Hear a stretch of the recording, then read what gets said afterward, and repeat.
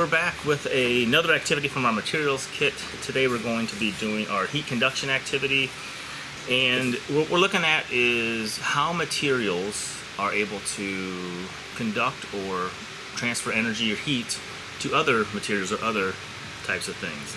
This activity has two parts, the hot nail part, and then it's got a part called the bridge, so we'll do that part second. But the first part is called hot nail. And here's what you're going to need. You're going to need to have a little 4-ounce styrofoam cup, a little small 1-ounce lid. This is important.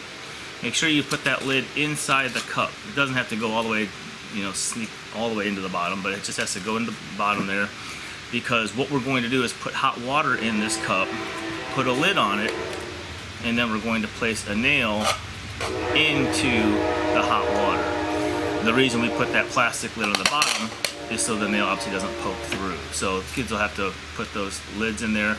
Make sure they have a nail and a lid for the styrofoam cup as well. Another thing students are going to need is the digital thermometer.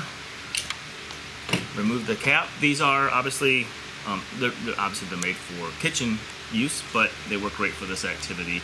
Show the students how to use it. You're going to have to do a little playing around with turning it on. Kit comes with batteries in case the batteries die in the course of using it. You can always replace them, but make sure the kids know how to use the digital thermometer. The kit also comes with a hot pot, because you're gonna have to make up a lot of hot water, and it comes with a couple of thermos jugs, so you can make hot water, store it over here in your jugs, and then use it throughout the class, or have some areas where they can be dispensed.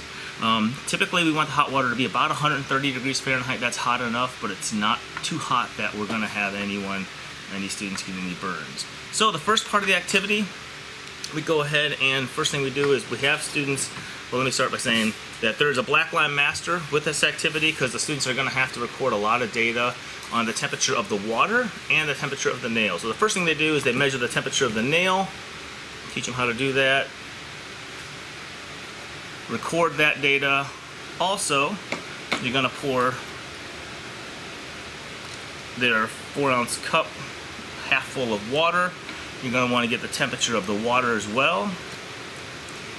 And then you want to have all the students ready at the same time, because what we're going to do is we're going to time the temperature of the nail every 30 seconds for 240 seconds. And as a teacher, you're going to want to call it out, and the students will just have to record the data.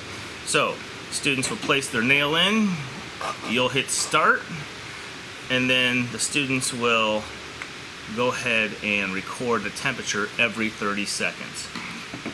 Obviously the students will notice that the temperature of the nail will slowly start to increase, and at the 120-second mark we stop and we ask them, we're going to keep doing the experiment, but we ask them to predict what they think the temperature of the nail is going to be at the 240-second mark.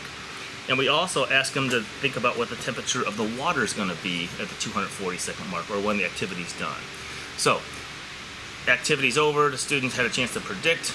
They go ahead and notice that the nail temperature obviously increased, the water temperature decreased, and that gets them to start thinking about what happened. Where did that energy go? Where did that heat go? And how did it get from the water into the nail up to the head of the nail? So, really good opportunities to get kids to start exploring how that energy moved. That's part one. Part two is very similar. The only thing that's different in part two, you need to either get a new nail or take the nail out and have them dry it off and let it get back to room temperature. So for the second part, part B,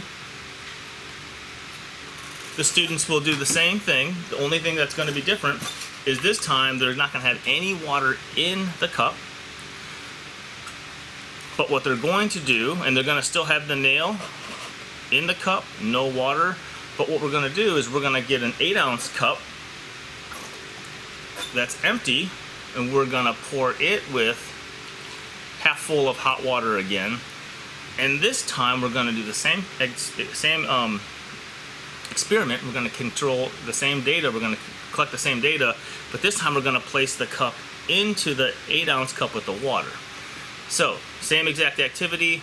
What students will notice, obviously this one is the nail temperature isn't going to go up if any, it might go up a little bit, not much. So this is an opportunity to get the students to think about the two different activities and what was different about the two experiments. Of course, one had direct contact, and this one, the nail, was not in direct contact with the water.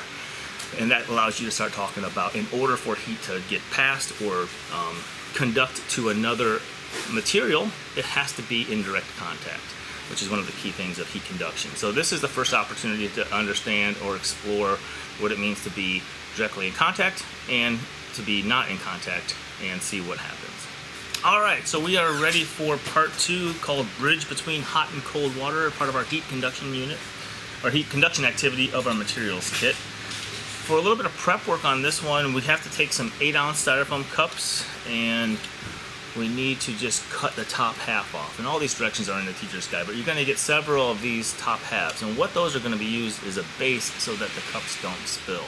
So once you get a couple of them, you'll turn them over, and that's what those are. I label them hot and cold just for the students to keep track of where the hot water and the cold water is.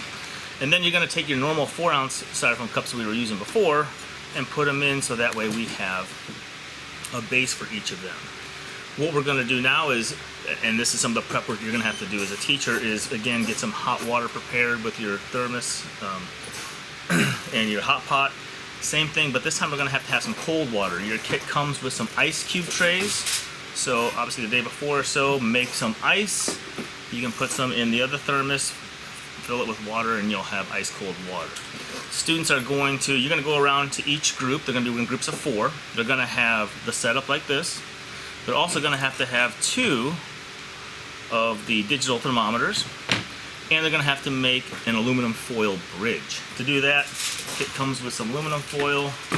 Rip off a sheet, nothing really specific about it or exact, but they need to go ahead and fold it over until they get some type of arch, bridge, whatever, so that they both will go into the cup. What we're going to do is we're going to put hot cold water in the hot cup, cold water in the cool cup, and then we're going to put a aluminum foil bridge in between the two. And what we're going to do is we are going to keep track of the temperature of the water in the hot and temperature of the cold water every 2 minutes for 8 minutes. And what we want to do is see what happens over the course of 8 minutes with the 2 different temperatures of water.